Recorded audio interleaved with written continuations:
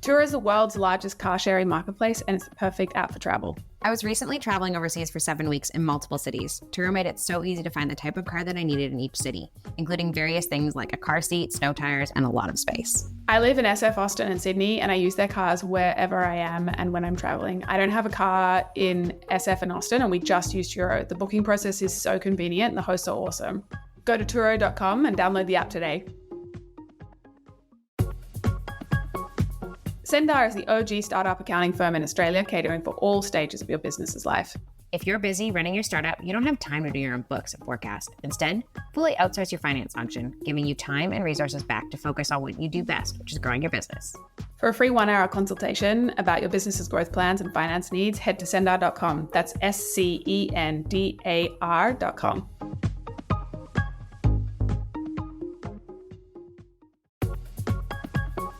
Are you building a SaaS business and looking to achieve compliance with SOC 2 and ISO 27001 or other security and privacy frameworks? Compliance can unlock major growth and build essential customer trust, but let's face it, it's usually time-consuming and expensive. And really kind of a pain.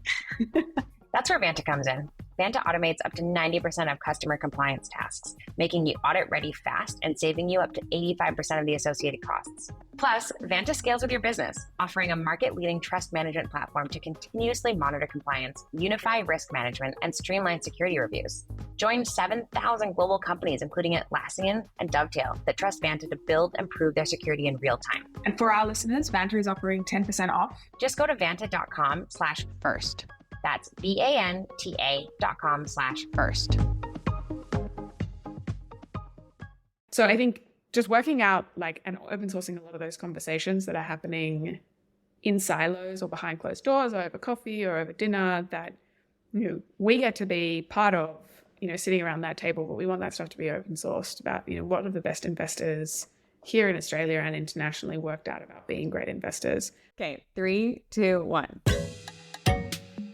Hey, I'm Cheryl. I'm Maxine. This is First Cheque, part of Day One, the network dedicated to founders, operators, and investors. If you want to be a better early stage investor, this is the show for you. So TLDR, if you don't want to suck at investing, listen up.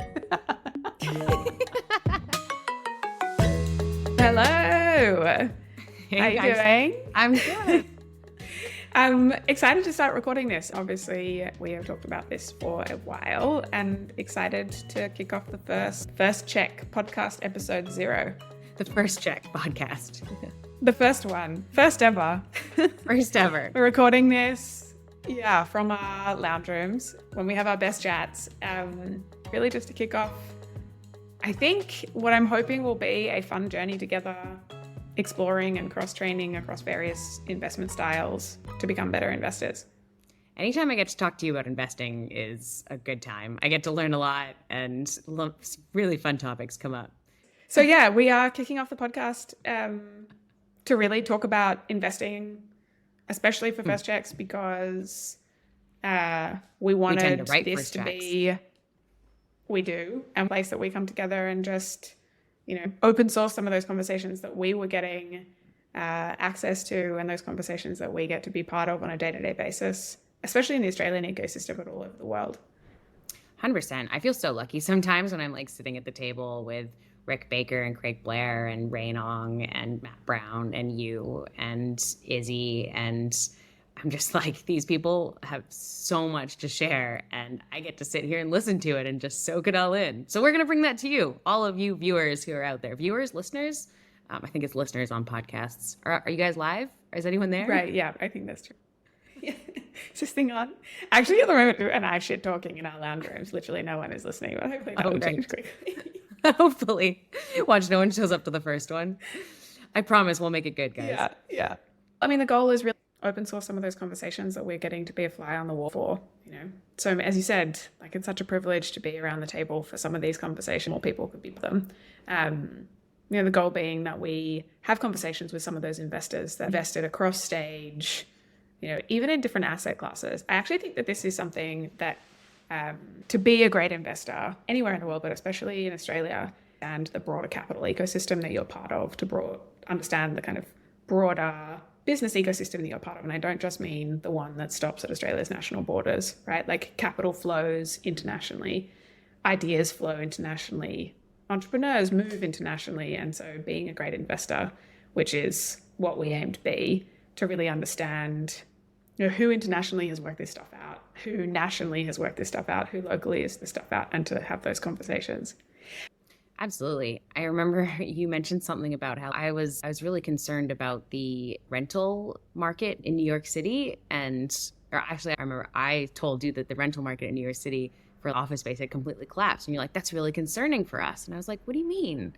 No, it's not. It has nothing to do with us. And there was this like tangent of things could happen. And so I think as investors, it actually is important to keep track of some of those extra things that are happening outside of our little sphere, and bringing some of those conversations into what we're talking about. I think is going to be one of the more interesting things that we'll touch on during this podcast, hopefully. Yeah, I can't wait. And we have some amazing guests lined up as well. One thing I do want to align on and maybe chat about first is how you even got into this. Like, I know we've had lots of chats about those first checks that we wrote, why we started angel investing in particular, because obviously both of us do early stage stuff like pre-seed. I just do pre-seed at Co-Ventures, and you do pre-seed through to Series A, I think is the latest deal I've seen you do. But how did you kick it off? How did you get the cojones to write those first dollars?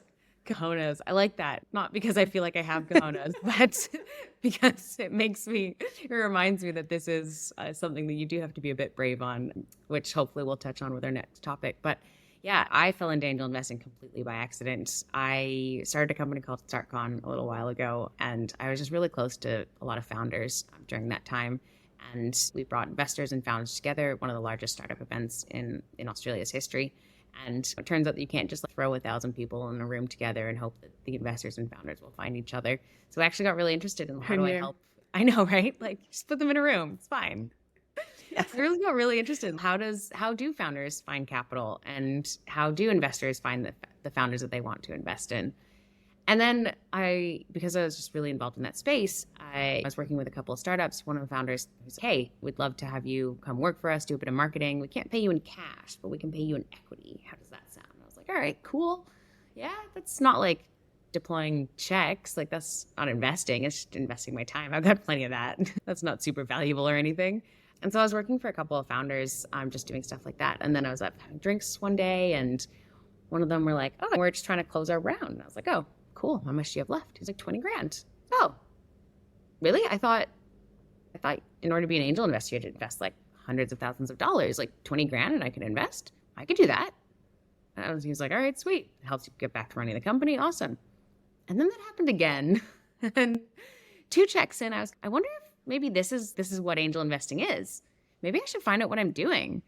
And so I called up some of the investors that I knew in my life. And funny enough, I didn't know very many angels. I mostly knew in VC investors. So I called up John Henderson and Kylie Fraser, she was running an angel syndicate at the time. But I was like, hey, I think I might have started angel investing. Not sure. Tell me what I need to know. Go. And the best part of what they said was that they were like, you've only written 2 checks. You're probably going to lose that money. And I was like, oh, is there an option B? And they're like, yeah, if you keep investing, you're probably still going to lose that money, but you might have a chance of making it all back on the next sum. And I was like, I choose that. So here I am, 26 checks later, my first learning checks. Writing those dollars. I think I get this question all the time from folks about the distinction between betting and investing, like early stage investing. And the reason I say that is that, if you just keep betting, like, you'll win back your losses, has a similarity to betting. But I do think that to the casino, like, it is a phrase that you hear a lot with problem gamblers. And stick it out. I actually have spent a lot of time thinking about this. Like, when I first started investing, are there controllable risks here, or are you just like playing with luck? Like, I think that's the distinction, right? The difference between really high quality investing at a very early stage when there's a high level of risk is, are there risk factors that you can control versus not? Betting, you can't control any of them, and you are just playing with lady luck every time. Yeah. Investing with a high risk profile, I think, is where you can control some of those factors. And it's actually the topic that I'm super excited to chat to all of the amazing guests we have coming on, is about like how they think about risk, how they think about intelligent risk taking in their asset classes and at those stages, because being compensated for risk is in theory, the variable of the return profiles you see, say, between pre-seed and Series C, or between options investing and like value investing for large Fortune 500 companies. They are like that. The way that those investors think about risk, I think, can be really informative for us at the earlier stages to get more sophisticated in the way that we think about risk. Absolutely. I actually think that the betting analogy is a really poor one. I often hear that argument of why people can't get involved in early stage investing because they're not sophisticated investors. And they're like, yeah, but I can go down to the casino and blow 50 grand. I'm like, that's really not a great analogy. Investing in startups, yes, is risky, but there are a lot of factors that come into play that you can pull threads on and pull levers with. It's not the same as the casino machine pokey lever that you just pull over and over again. His levers is the best analogy. It really is not, actually. In a pokey machine, don't use that analogy. So it is actually a very different activity than just walking down to the casino and putting your money in and pulling that lever over and over again, hoping that there will be a different outcome. So we need to move away from that analogy. Right, for sure. But I do think that a conversation I hear a lot of is like how VCs talk about risk and are open about the nature of the risks that they are taking. I think there is a lot of attempts, and I know I've seen it in my own decision-making behavior, and attempts at false accuracy or false certainty to construct certainty around decision-making that doesn't exist. Just like being aware of and comfortable with the nature of the risk that you're taking and trying to get more and more sophisticated in terms of understanding that risk. And that's actually one of the things that I'm really excited to profile here in this podcast, which is just that in theory, better information leads to better decision-making. And the goal here is to open source, in theory. And the goal here is to open source why all of those additional information feeds that hopefully will help folks become better investors and be more thoughtful about the way that they're investing. Learning more about liquidity, learning more about how it moves through different markets, why that matters at early stage, why that might matter for the exit profile of the businesses that you're investing in. There's so many bits I'm so excited to dive into. I wish I could just sit here for the next 4 months and just have conversations with people, but unfortunately we have full-time jobs. Wait, but that is what we're doing. We will be having those conversations for the next however many months with whoever we want, hopefully with people who are willing to come and chat with us about early stage investing. I think the key here is we're targeting this not at founders, because I think there's a lot of content out there for founders who want to learn about how VCs and investors think in general. And I'm sure you have as well, but I've done so many podcasts where the audience is founders and I'm talking about why I invest in what I invest, 100%. What I look for, the type of founders I'm profiling, the DD that I go through, like all of those things. And that's super helpful for founders. But our goal here, I think there's not a ton of content out there. Actually, I can't really think of much, particularly that's focused in the Australian landscape. But our goal here is really to talk to those emerging investors, both emerging fund managers and early stage angels and new angels who are thinking about investing. Because when I started, there was a couple of people I could go talk to, but there weren't programs out there. And there's some amazing programs out there now, particularly for Australian investors, but overseas as well. There's lots of education, but there isn't really a like Australian focused voice around providing content for those emerging investors. And I think that's who we want to talk to and open it up. So I think we want to be super clear about that this isn't necessarily for founders this time around. This is for people who want to learn and become angel investors or write their first checks or become fund managers. Yeah, 100%. I would also say that this content is valuable as a founder, right? I think what we're talking about as investors and what you need to be excellent at as a founder is allocating capital, be they dollars or your hours or the other resources in your organization. Like we are talking about and exploring with different folks how best to make those decisions and how best to make those allocations. So true, it's not going to be like how to think about an effective go-to-market motion or like how to work out what color the button should be. But I do think how to get investor attention. Yeah, exactly. I guess indirectly understanding your market is super important to be able to talk to investors. I do think that so I wouldn't say that it's not relevant for founders and also not relevant for more seasoned investors. Like my goal is that we have conversations that are interesting across the board. But you're right. I think we want to open source the conversation mostly for those folks that are, let's say, the first 5 years of their investing journey in early stage. Because I think that, as you said, there's not a lot of folks having the public discussions about how to be excellent with the dynamics in the Australian market. Like, there's so much content about strategies that are really effective and principles and heuristics that are really valuable in the US market, but there's so many elements of the US macro market that don't map to Australia, right? Like size of market, liquidity of market, where the pools of capital come from, the decision makers that control those, like even just the realities of like supply chain logistics to Australia, right? Like the profile of an investment in e-com in Australia is so different than the profile of an investment in e-com in, say, Europe or in US. I think being thoughtful about the distinctions, and you're right, there's not those places in the Australian ecosystem that I've found where people are having these conversations in public. So excited to open source them. Are you building a SaaS business and looking to achieve compliance with SOC 2 and ISO 27001 or other security and privacy frameworks? Compliance can unlock major growth and build essential customer trust, but let's face it, it's usually time-consuming and expensive. And really kind of a pain. That's where Vanta comes in. Vanta automates up to 90% of customer compliance tasks, making you audit ready fast and saving you up to 85% of the associated costs. Plus, Vanta scales with your business, offering a market-leading trust management platform to continuously monitor compliance, unify risk management, and streamline security reviews.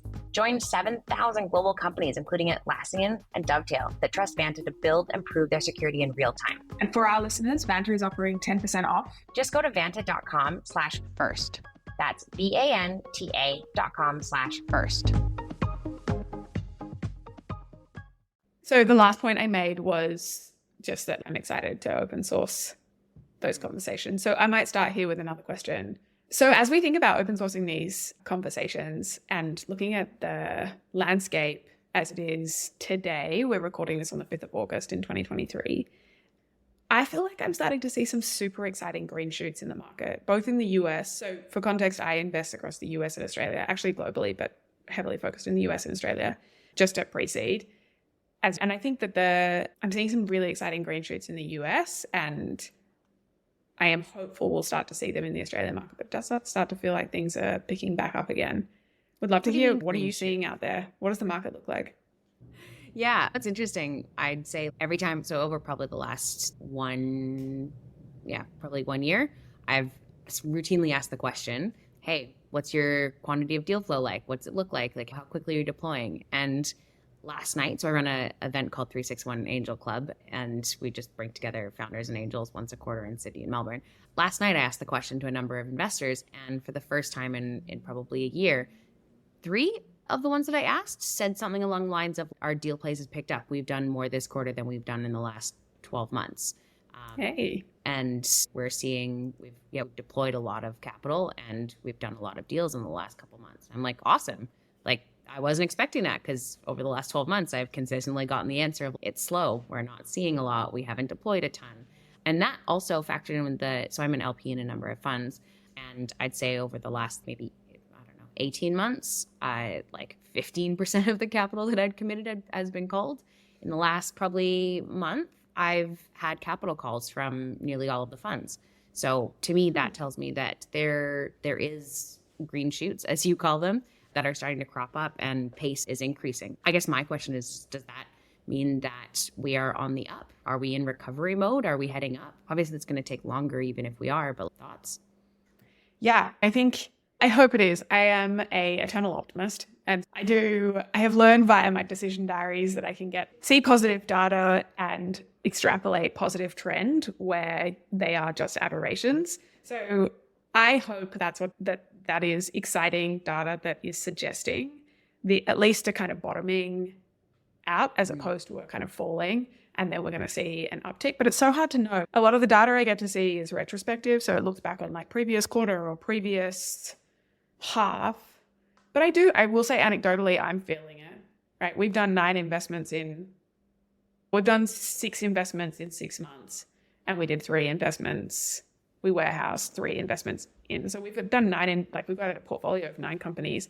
And there's probably 3 I'm looking at this week that I'm like excited about investing in. And that's no. Okay, so we're open Definitely sourcing not on a everything podcast. except for deal flow. Got it.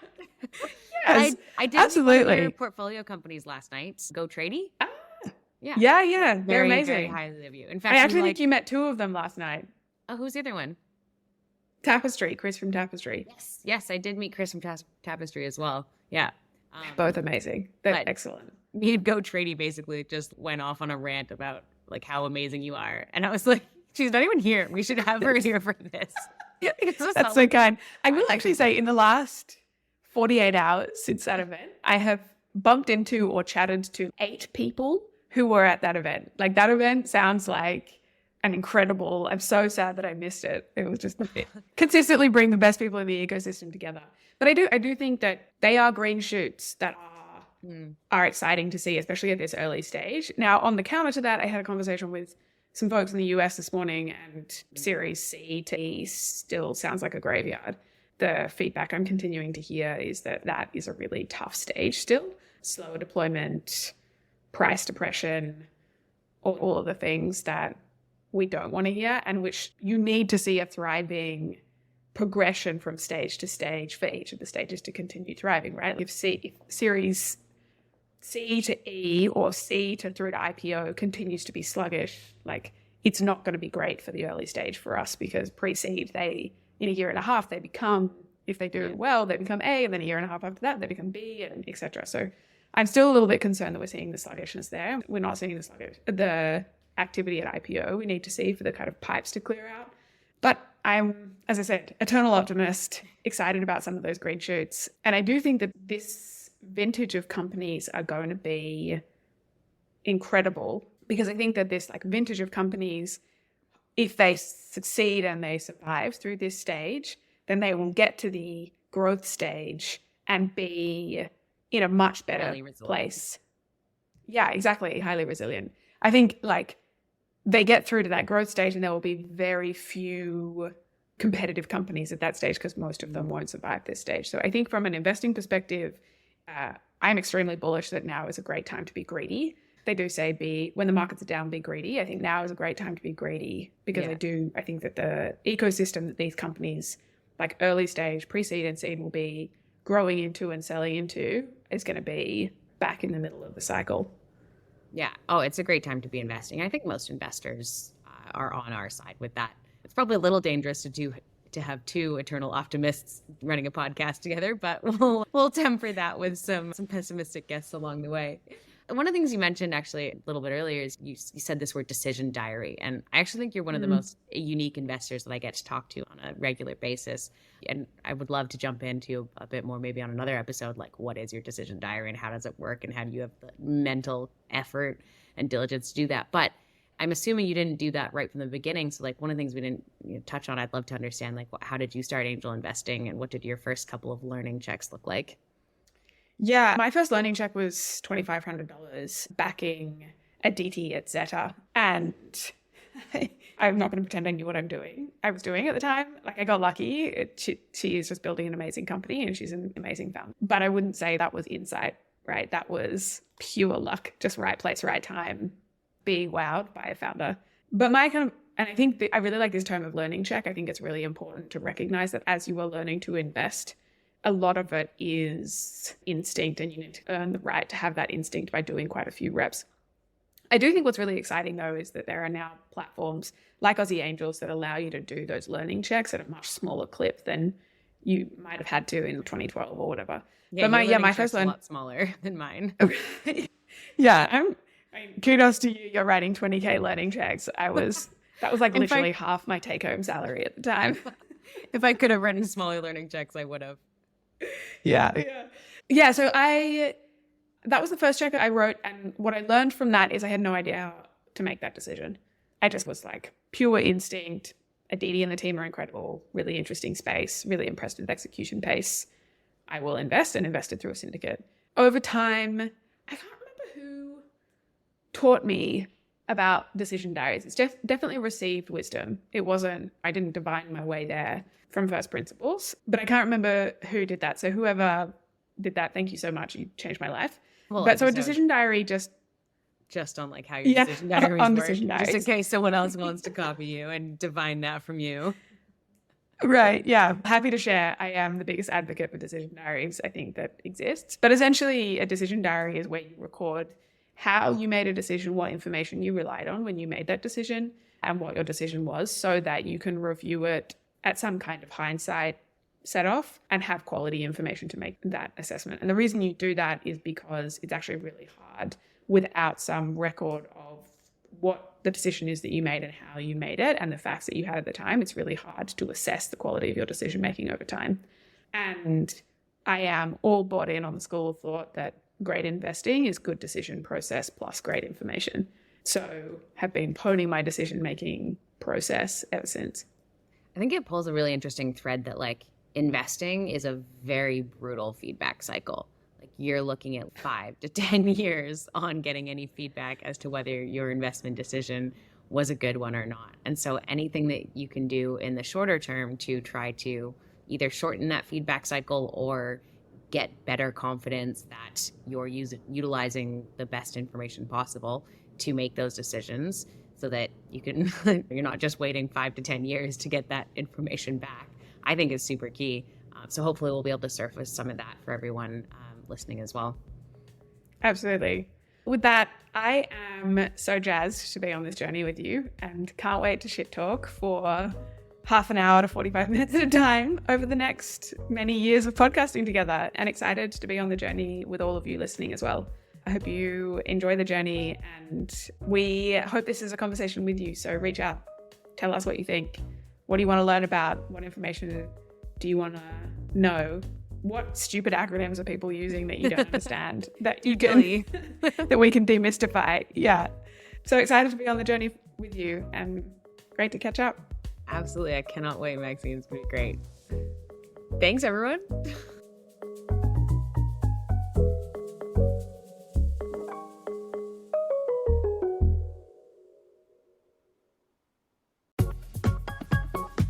Sendar is the OG startup accounting firm in Australia, catering for all stages of your business's life.